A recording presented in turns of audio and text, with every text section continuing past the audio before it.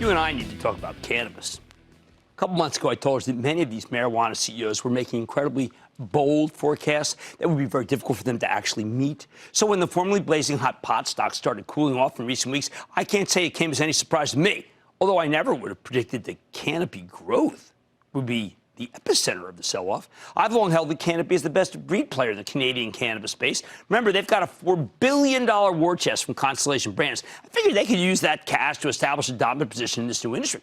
But last week, Bruce Linton, Canopy's founder and co-CEO, got fired. Mostly because Constellation, the largest shareholder, wanted him gone, in part because the last quarter was a disappointment to them.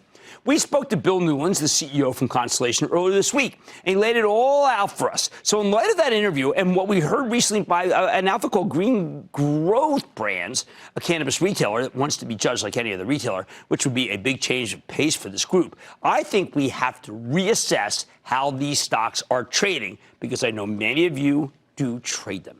First, though, let me get you up to speed. A little over a year ago, the Canadian Parliament voted to legalize recreational weed, and that law went into effect last October. In the months between the law's passage and going into effect, the cannabis stocks caught fire. It didn't hurt the Constellation Brands, the big American beer and liquor company, the one you know as Corona Modelo, invested a big chunk of change into canopy growth. This was actually their second investment, the $4 billion one that gave them a 38% stake in the cannabis concern and a right to buy majority control, hence they could fire Linton.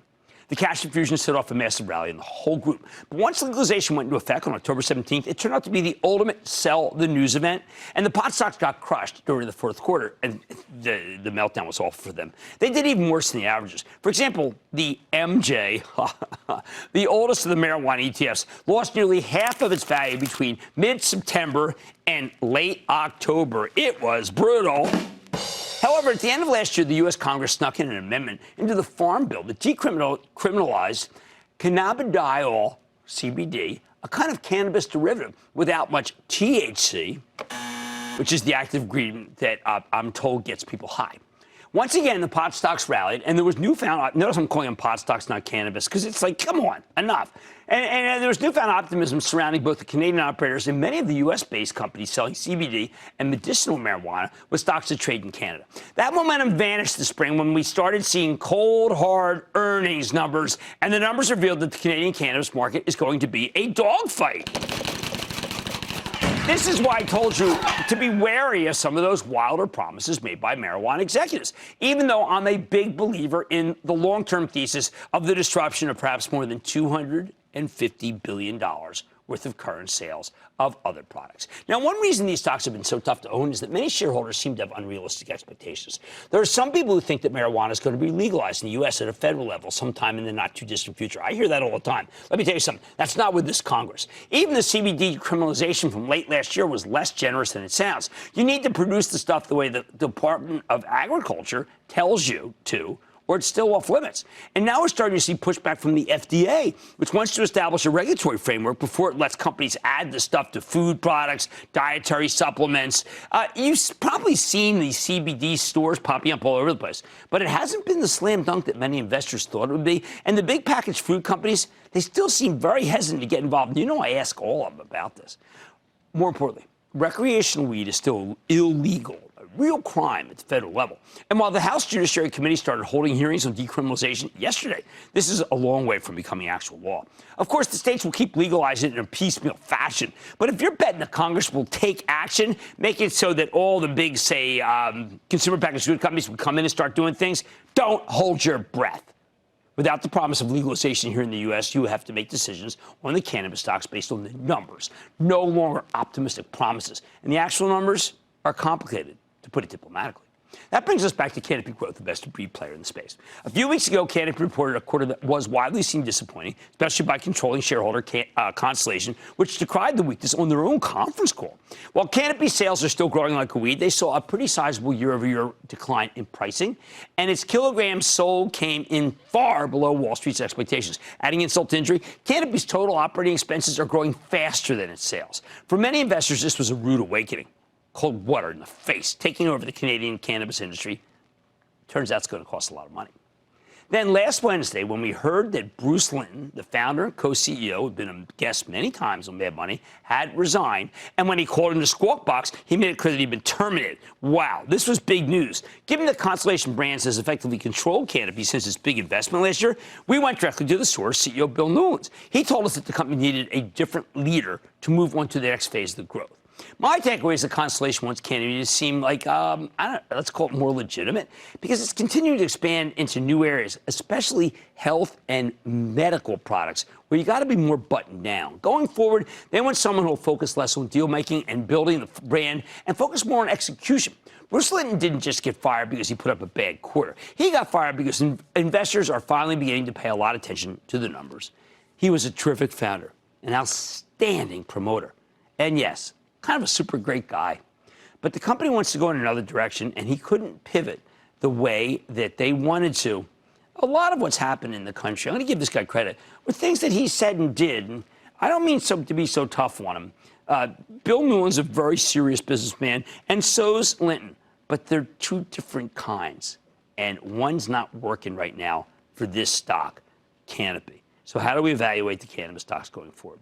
We don't want to hear about how many stores you got going to put up. We want to know how your products are selling. We want same-store sales. We want hard facts. To me, that means you need to be even more selective with the pot stocks. However, I do think that some of them are worth buying into weakness. And honestly, even after the not-so-hot quarter, Canopy is still in the strongest position here.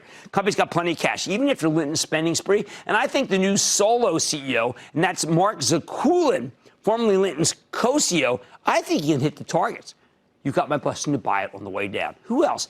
Look, the only other major player I'm recommending is Cronos, the cannabis company that got a $1.8 billion investment from Altria. It's got good management and a terrific game plan. I welcome them on the show. Everything else I think you need to approach with more skepticism. Another one we're talking about, let's see, be skeptical of Afria, be skeptical of Tilray.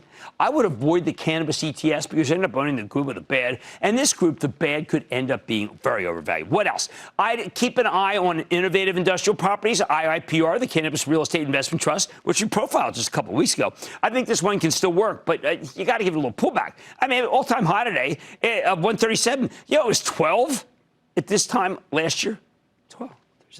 Finally, as always, you can own GW Pharmaceutical, which makes, and I mentioned that last time, makes real medication based on synthetic cannabidiol. And I'll tell you why this matters. They hate being lumped in with the cannabis industry, but I think GW is worth mentioning because with the FDA throwing up legal hurdles to CBD products, it's given us a new sense of just how valuable GW Pharma is.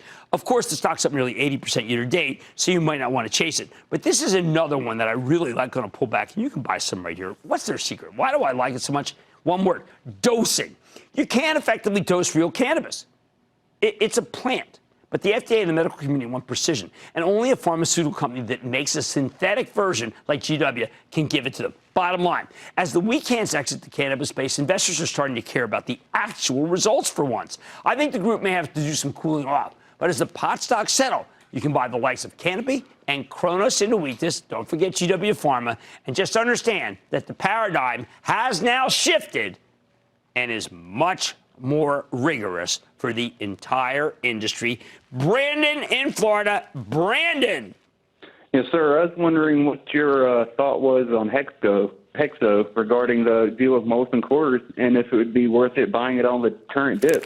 Well, I mean, they are partners. That got a lot of people thinking that Hexo's going to get taken out. It got a lot of hot money in it. That was a mistake, and I think it's a mistake to own it. I do think the Canopy is a better investment. The paradigm has shifted for the cannabis industry. Now there's rigor. The stocks have some cooling off to do. But as they do, you can do some buying of Canopy and Cronos. Much more Mad Money. Sri Suki is considered an energy oracle. What does he have to say about the sector these days? I've got the exclusive. Then it's probably the least surprising thing in your mailbox, a Bed Bath & Beyond coupon. With the stock down 40% over the past few months, should you consider the stock at a discount, or is this merchandise damage? And all your calls, rapid fire. Tonight's edition of the Lightning Round. So stay with Cramer. Don't miss a second of Mad Money. Follow @Jim Cramer on Twitter. Have a question? Tweet Cramer. #MadTweets. Send Jim an email to madmoney@cnbc.com or give us a call at 1-800-743-CNBC. Miss something? Head to madmoney.cnbc.com.